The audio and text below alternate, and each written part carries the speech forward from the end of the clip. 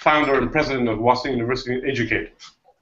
Eric is in Guatemala, if I'm right, Eric, and Roshan Paul is in South Africa.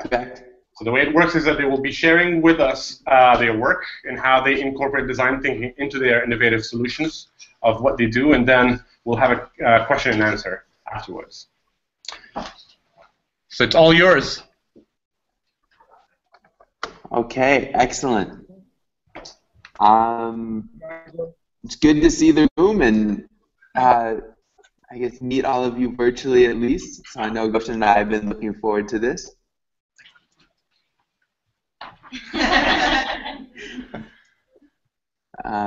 So I think Roshan and I were thinking of starting out with a introduction to the Amani Institute and then to Watson University, and we can speak during that introduction about how we each focus on design thinking in what we're doing, and also some of the ways in which Amani and Watson and several other groups are working together to help move higher education forwards in this area as well.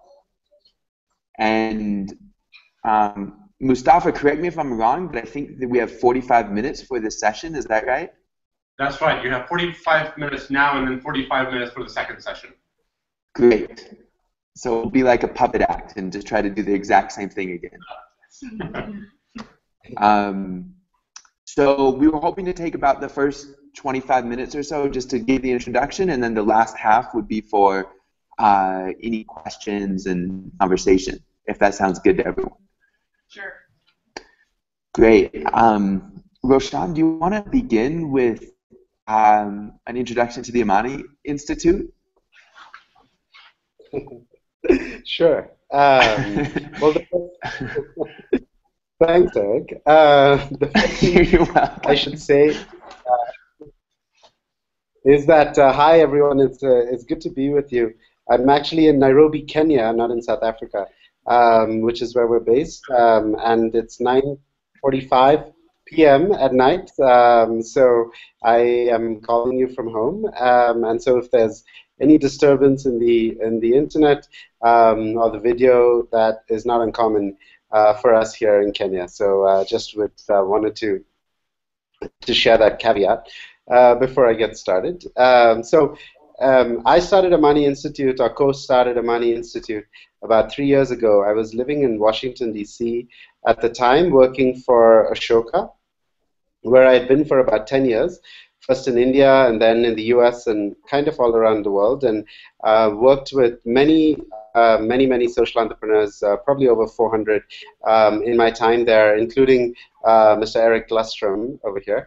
And in that time, really came to see that one of the things that social entrepreneurs were most interested in solving was the talent problem in the sector, which is that they were saying that one of the biggest challenges to their growth as entrepreneurs and to build their organizations was that they just weren't able to recruit enough talent, and that there wasn't equivalent of medical school or military training for the social change sector, which is work that is as difficult and requires as much of you as a typical kind of career.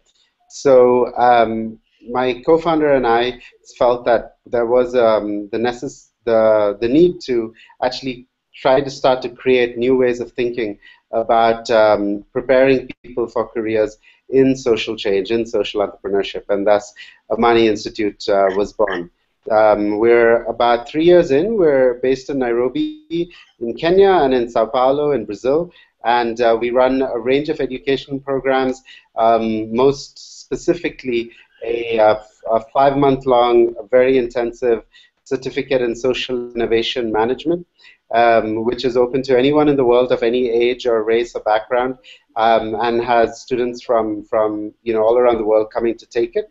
And then the other thing we do is a range of customized training programs for staff of NGOs, nonprofits, as we would say in the US, foundations, universities, and so on, where we custom design different types of talent development training initiatives for different people.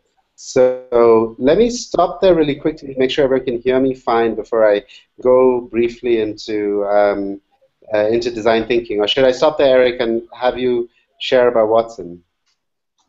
No, that sounds good. Why don't you, as long as people can hear, is everything good on the audio in Mustafa? Everything is perfect. Yeah. Great. All right. So when we were starting to put together the curriculum for Amani Institute, or the curriculum for training people who wanted to be change makers, we surveyed employers all around the world who are working in social enterprises, in UN agencies, in foundations, and so on, and asked them what are the skills, the core skills that are missing for them in people who are entering the field. And the four skills that they identified were leadership, communication, entrepreneurship and management, and creativity and problem solving. So these are kind of the four buckets of skills that form the core of the Amani Institute program. And within each of these four sets of skills, we design a range of different courses, and or we invite people who are practitioners of certain topics to come in and teach for us. And under the creativity and problem-solving bucket lies design thinking for us, or human-centered design. And so it's one of kind of a core class for us.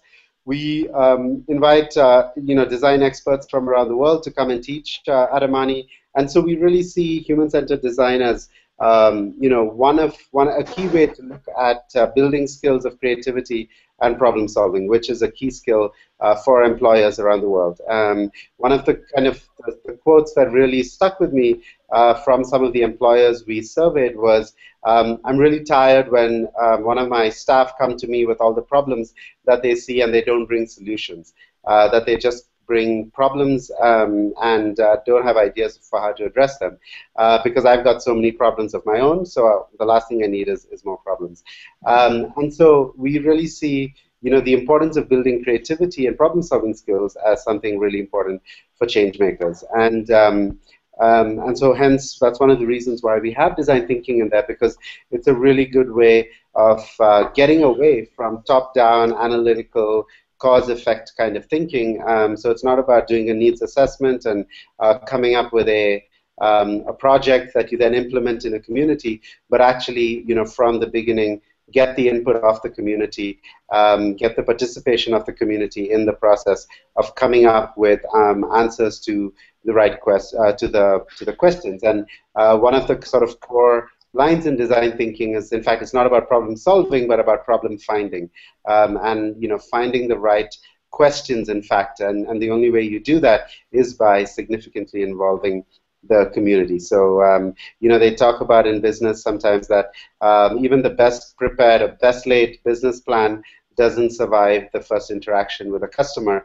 And it's very similar in the social change sector and social entrepreneurship, that we can sit in our office and come up with all of these plans, but once we start to implement them, we realize that it's actually really different, and there's a different set of needs and a different set of dynamics than what we initially anticipated. So really designed from the perspective of our user, whether that's a beneficiary in a community or someone who's buying a product, is really critical for change makers to start to understand those skills. And so that's why we have design thinking in the program. And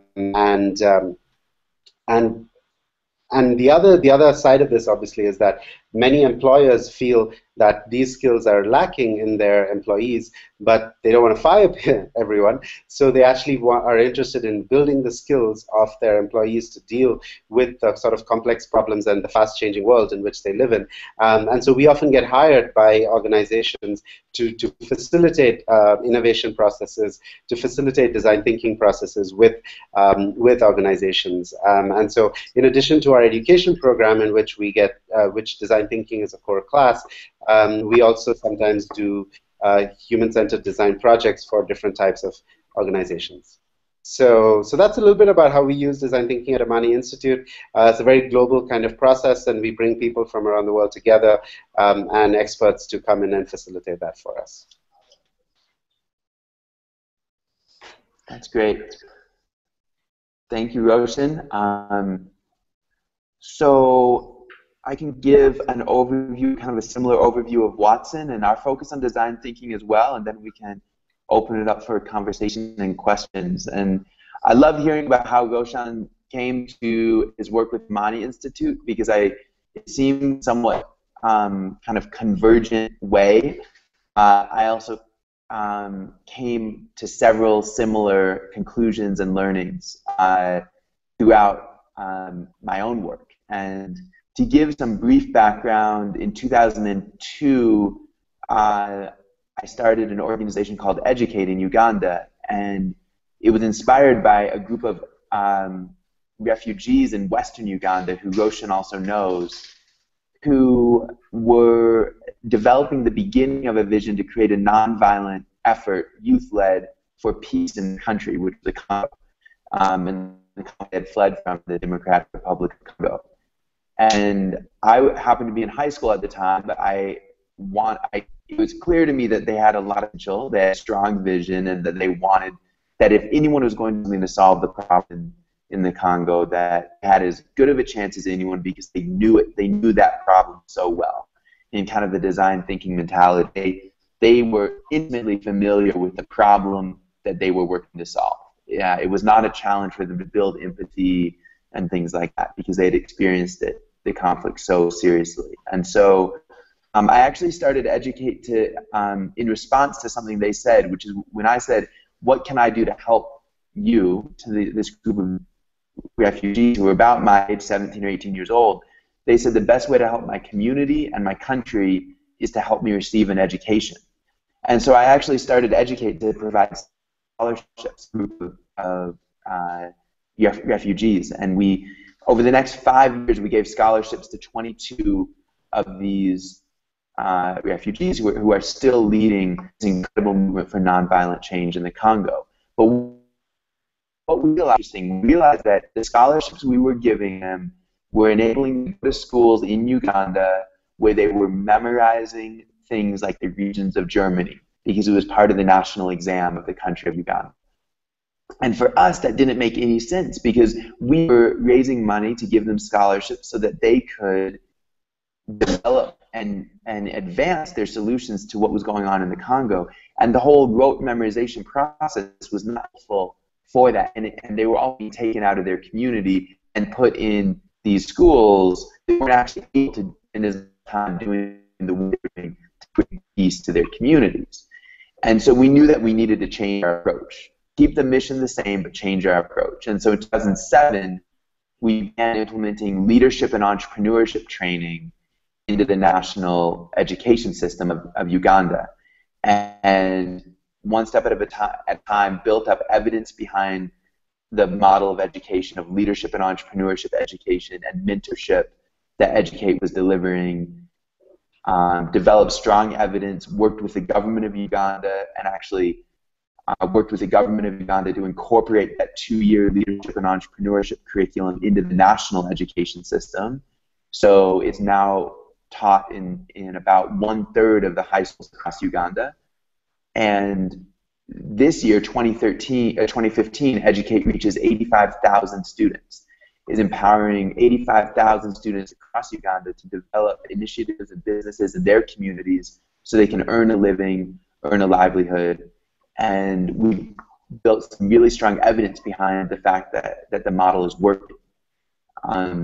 And design thinking is inherently a part of Educate's curriculum, but kind of getting to Watson, in 2012, I had been feeling that this conflict, the fact that our students in Uganda had opportunities that I didn't have when I was in school back in the US.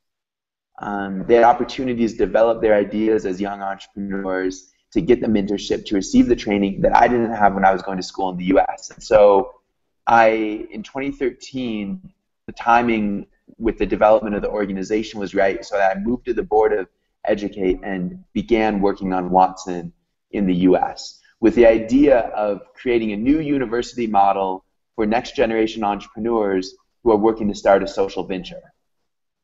And I, in a lot of ways, think of Watson as the undergraduate version of what the Amani Institute is doing. And we've been going for about 2 years now. We've graduated 4 classes from our semester program, about 45 students from 21 countries and territories. And the curriculum very much focuses on a lot of the same things that Roshan spoke about, the things that are needed in order to lead forward positive social change. And we focus on skills like empathy and creativity and grit and resilience. We also focus on hard skills like team building and fundraising. And in addition, the core of the Watson experience is that students are actually in a lab-like environment where they're able to work on and develop and advance their social ventures. And we connect them with the mentors and the partners and the funders to help what they're doing.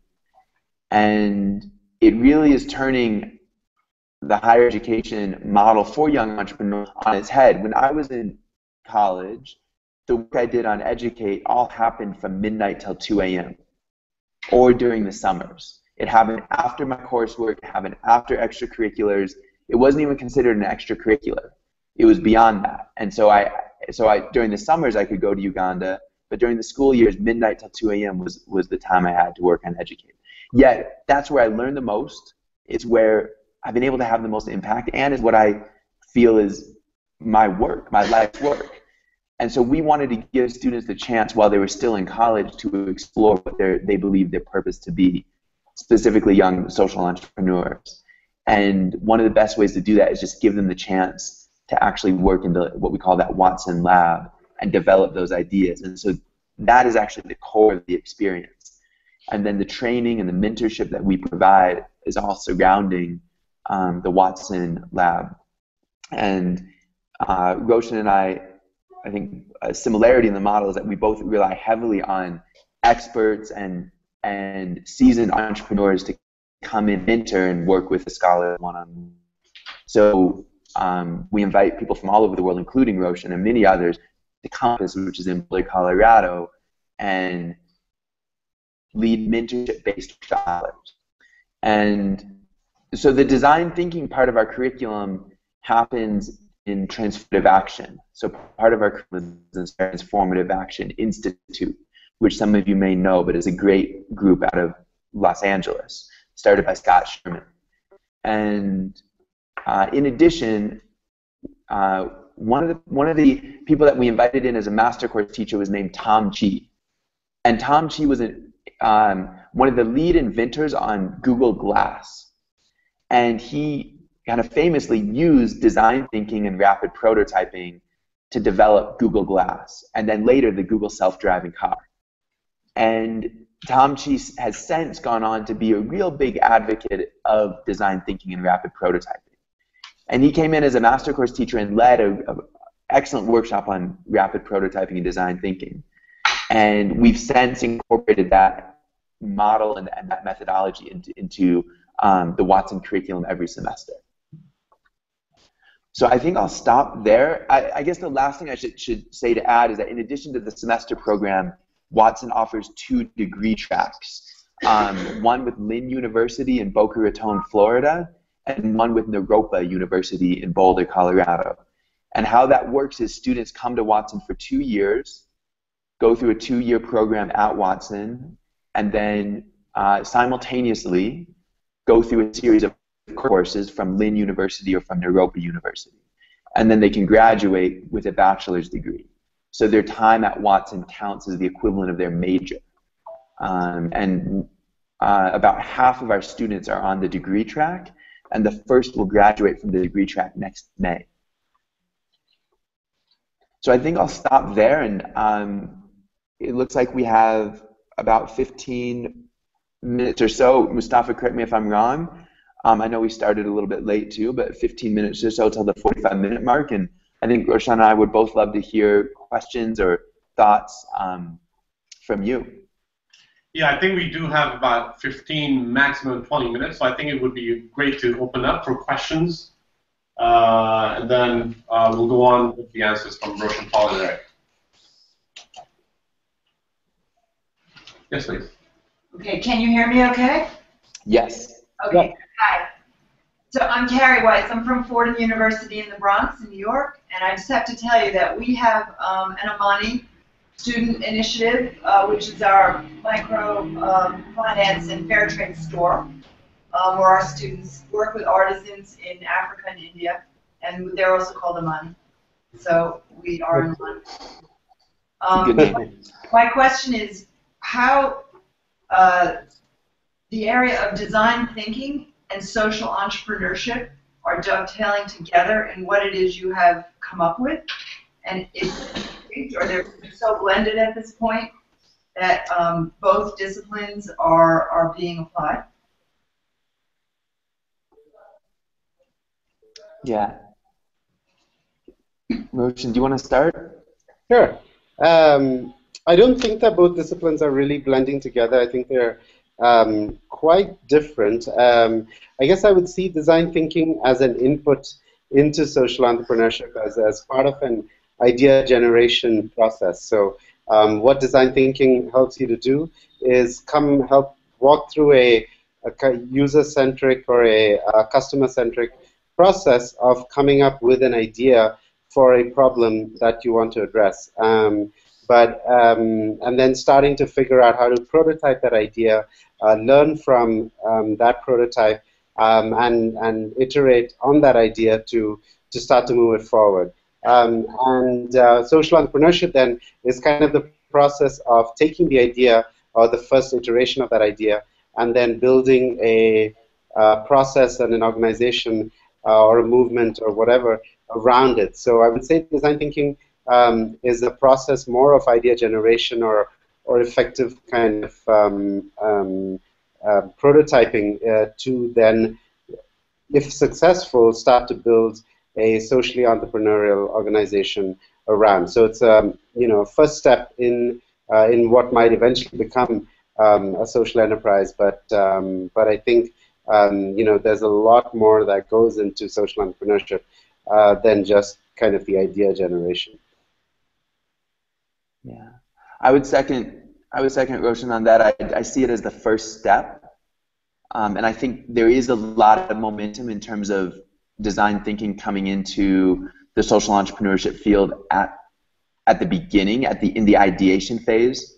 So in Watson's 2-year degree track curriculum, design thinking happens in the first semester, and is part of the process of developing a strong idea that is based on feedback from customers and beneficiaries, is based on organizations, and it's very the ideation process. So I think similarly to Amani Institute, we see it as the first step, and then social entrepreneurship is the action, and actually taking forward action and creating a solution based on that idea that was developed through design thinking. That's very helpful. Thank you. Sure. So do you guys think that anyone can be a social entrepreneur, or do you see it as, do you see trends in the type of people that are coming through your programs and your tracks?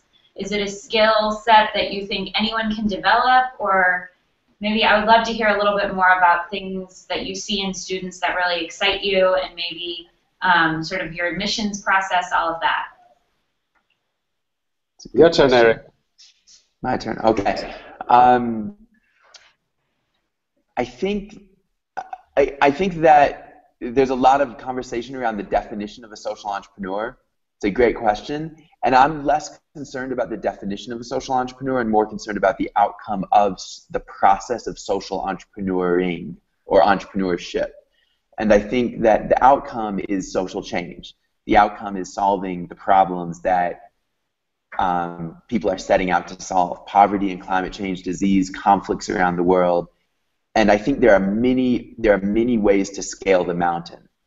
And being a founder, which is one of the traditional definitions of a social entrepreneur, is one of those ways to scale that mountain and start to solve those problems.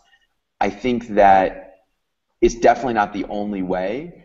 And for Watson, we really believe that while many of our students are selected because of the initiatives they founded, the ventures that they founded. We definitely are not exclusively for founders. And so one of the tracks within Watson is an apprenticeship track in which students can come in, and rather than having the lab time be focused on the venture that they founded, the lab time is focused on an apprenticeship with a social sector organization. And this is something that the Amani Institute does really well also. But that apprenticeship track is based on the idea that we need leadership across all kind of verticals and positions within the social sector, and that we need more social entrepreneurs, or we need more people who are social entrepreneuring, and there's many different ways in which to do that. I don't know if that helps answer your question. Yeah. Yeah, and Roshan, I'd love to hear your thoughts on this, because I think this is definitely a key focus of the Amani Institute as well. Sure. I can put it a bit more bluntly. Like, I don't believe that everyone should be a social entrepreneur. I think it's really hard. It's not for the queasy stomach. I think that to be a social entrepreneur is a complicated and difficult journey that you should embark on if you really have a passion for solving a problem. However, I think very aligned to what Eric was saying, we see social entrepreneurship as a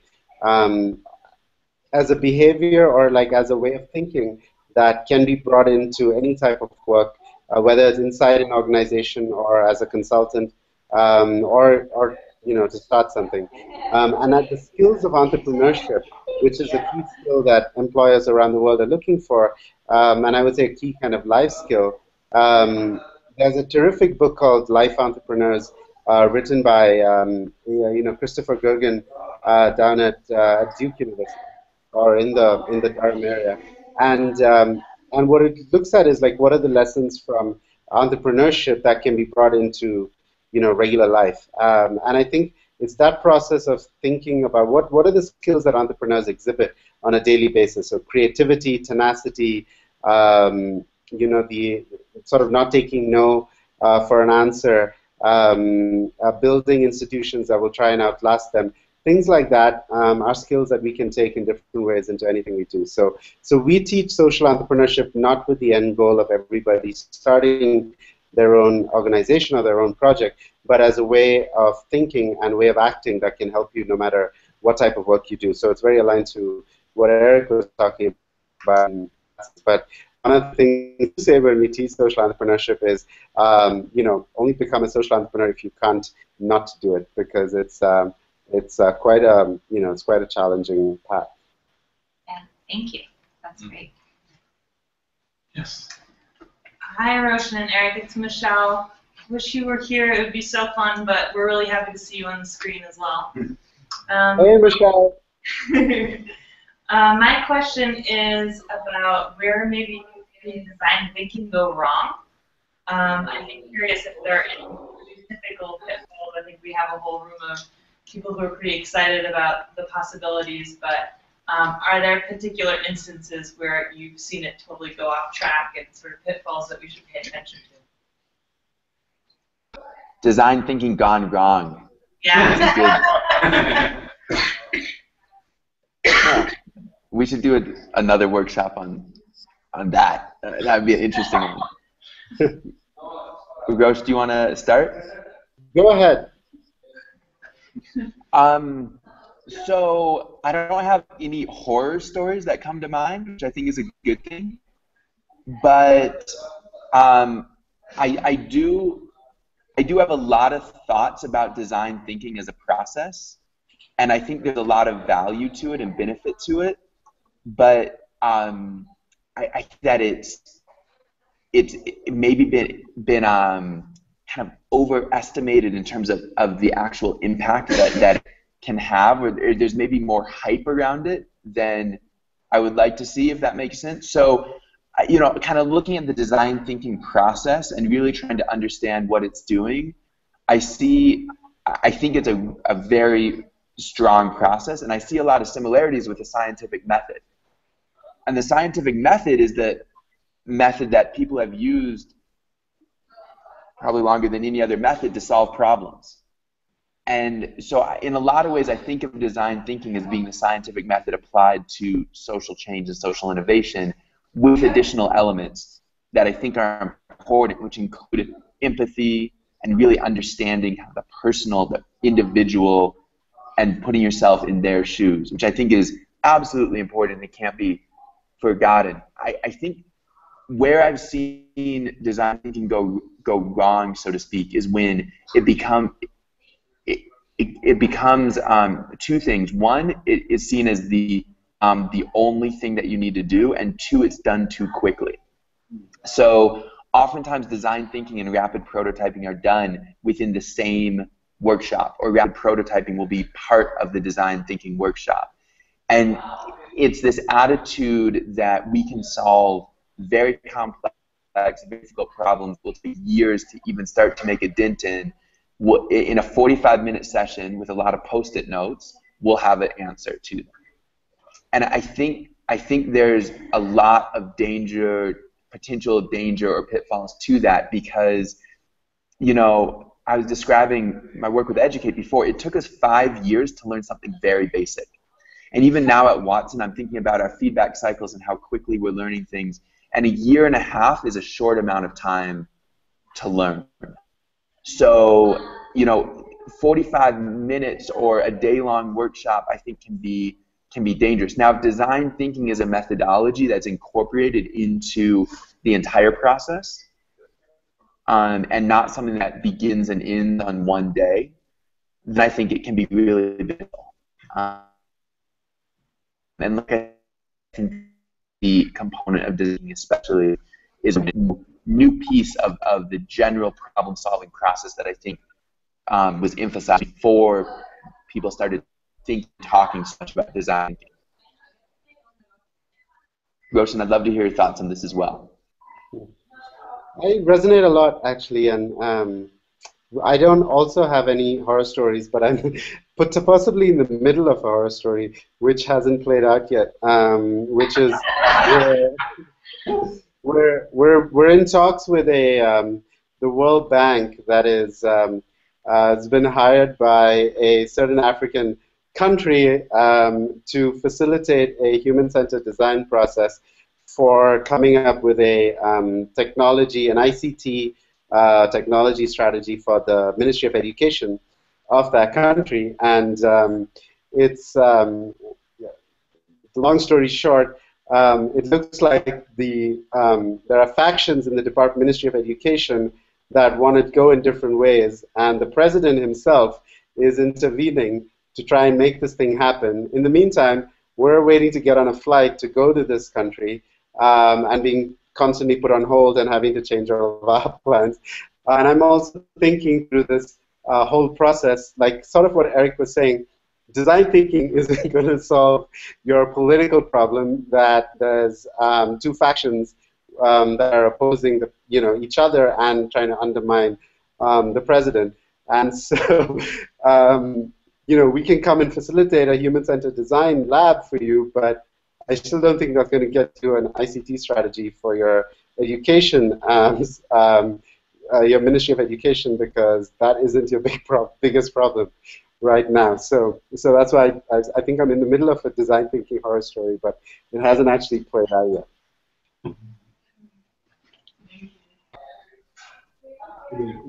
Yeah, I was going to ask if you could maybe talk a little bit about how you conducted the transition. You talked about getting this into the secondary schools such that it now is impacting 85,000 students.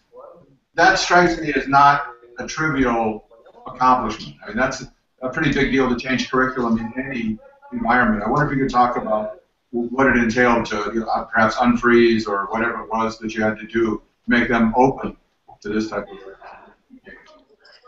Yeah, good question. I think Uganda's education system is very centralized, so the same curriculum is taught at every secondary school across the country, except for maybe 15 international schools that use the British curriculum. And so unlike the higher education system in the US, which is extremely decentralized, the process of changing the national curriculum is, I wouldn't say it's more simple, but it's more clear how to create systemic change, which is a good thing and a bad thing. So there's pluses and minuses to it. But what was interesting is I went in thinking that the government wanted the education system to be how it was, that the government wanted to keep a rote memorization-based education system, because that's what people had told me. What I learned is that there was actually great consensus around the fact that the education system needed to change and needed to incorporate more entrepreneurship and problem solving and real world application of entrepreneurship to create sustainable development. There was actually consensus around that. But rote memorization is is the lowest common. It's the easiest way to design an education system is rote memorization, to be rote memorization based. It's the easiest education system to examine, is the easiest education system to implement, and in other words, it's the cheapest. And the government, in a very resource limited environment, was forced to do that. What we were able to do is bring in a proven model that didn't require more resources than what they were already planning on spending, that was not rote memorization based, and was aligned with the outcomes that they wanted. So it was aligned with outcomes like job creation, it was aligned with outcomes like creating livelihoods for the huge number of youth in Uganda. 50% of the population is under the age of 15. And so we, through that process, were able to work with the government, bring in the evidence behind what we were doing. And it was a relative, you know, it wasn't a quick process, but it was relatively quick in terms of the scope. It was about, depending on how you count it, between a 2.5 and a 4-year process to do that with the government. And now that curriculum is with about 25,000 students, and then Educate itself brings in mentors into schools and all across the country, and that's where we work with 85,000 students. But the systemic change piece I find really important, because it means that now any school, whether Educate is there or not, has the ability to teach this curriculum that helps students go out in the community and experiment as young entrepreneurs working to solve the challenges facing their communities. And it's the first country in the world to have a national curriculum like this. And so now we're trying to figure out, that was a great step towards systemic change. We're trying to figure out now, what does it look like to help make systemic change within higher education in the US? And I think this is something that Roshan and I have talked a lot about, and one of the things we're going to mention is that one way we think we can do this is through somewhat of a certification program that would allow for the certification and kind of the quality assurance of higher education programs focused on social entrepreneurship, including design thinking. And we're talking with Ashoka U as well about possibly working together to make this happen. Very kind of early conversations, but the thing is that we're trying to figure out what the right strategy to create systemic change within higher education looks like. Because in Uganda, with Educate, it was a little bit more clear what that process and methodology looked like. Thanks. We have only one more minute, so I'll get the last question, then we can go and have break. Unless you want to. One more question? Yeah. Thanks for talking with us, guys. I think this is really cool that we're all kind of meeting together internationally. But really quickly, sticking on the same topic about scalability and taking your life goals of teaching and empowering global leaders and social entrepreneurs of the future.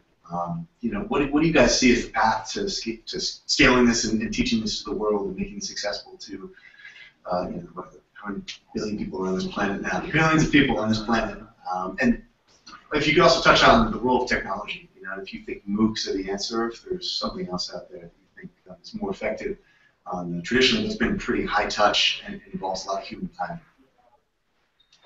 This is a nice, easy question for Roshan to lead. It's especially easy because I don't think I caught all of it. But sorry, it was breaking up a bit at the end there. I got the bit around scalability. but I felt like there was the second part that I wasn't able to pick up. It's just scalability, maybe touching on also the role of technology, or not. Yeah, we're like Watson. We're a pretty young organization, and so trying to figure that out. You know, the scalability question. It's not an easy one for us, partly because we're based in Africa and really have a conscious focus on emerging markets. So we're in Kenya, we're in Brazil. We may go to India next, and so there's also a lot of kind of complexity when you think about scaling something like this. But the short answer to that question is there's no way that Amani Institute by itself is going to be able to reach the kind of, the scale that you were describing. We're very conscious of that. What we want to do is to create models that can be taken by other entities, whether universities or large organizations that have their own kind of in-company universities or in-company training programs, and help those organizations build the right type of training or the right type of methodology to be able to develop talent, develop students, and so on for this. Eric also, touched on a project that we're working on together around, trying to create benchmarks, quality standards for this field of alternative kind of higher education, to kind of raise the standard and quality of the field as a whole. And we've got several ideas about partnering with universities. Jonathan Isham has been really encouraging around us doing something like this, and that's been really gratifying as well. But also, what's the role of employers in this whole conversation? So the short answer is I don't know yet, but we're doing a number of experiments around that. I think technology is going to be a factor. It's going to be a really critical one. But I believe that MOOCs haven't yet, or at least MOOCs for kind of higher sort of order skills aren't really proven yet. And there's nothing to really kind of beat the in-person social learning that happens. And particularly in the type of work that we do, which is a lot about building the personal skills as much as the professional skills to succeed in a career like this in the long term, you really have to be in person. Which is not to say that we shouldn't be trying to find different ways of using technology, and we are. But I guess I'm on the fence, is a short answer to that. But we're experimenting in both directions. I think Roshan summarized it up well, and I know, Mustafa, we're running short on time, so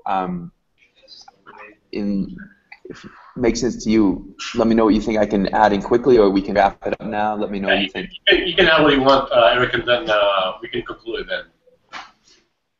Okay, just quickly, I think Watson's kind of scaling strategy is similar to Amani's. So first starting with more geographic expansion and then or simultaneously working more closely with existing institutions to incorporate the same type of program that Watson offers into their own offerings. And so the first version of this was with Naropa University, and Naropa actually created a new concentration in social innovation based on Watson's curriculum to make the degree track with Naropa possible.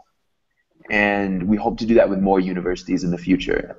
We describe it as Watson 2.0 and 3.0, and quickly, Watson 1.0 is bolder. Watson 2.0 is, our vision is to have a network of small campuses in different countries around the world, so students can study embedded in the location where their work is, where the social entrepreneurship work they want to do is. And then Watson 2.0, we really aren't sure about yet, but that's what the scale piece looks like. So we're still trying to figure out what Watson 3.0 really looks like. And that might include technology or more partnerships with universities and things like that, but very much under development still. This is wonderful. Thank you so much for both of you for the wonderful insight. And thank you. I'll see you both in about 25 minutes. Sounds good. Thank you, everybody. Thanks, everyone. Thank you.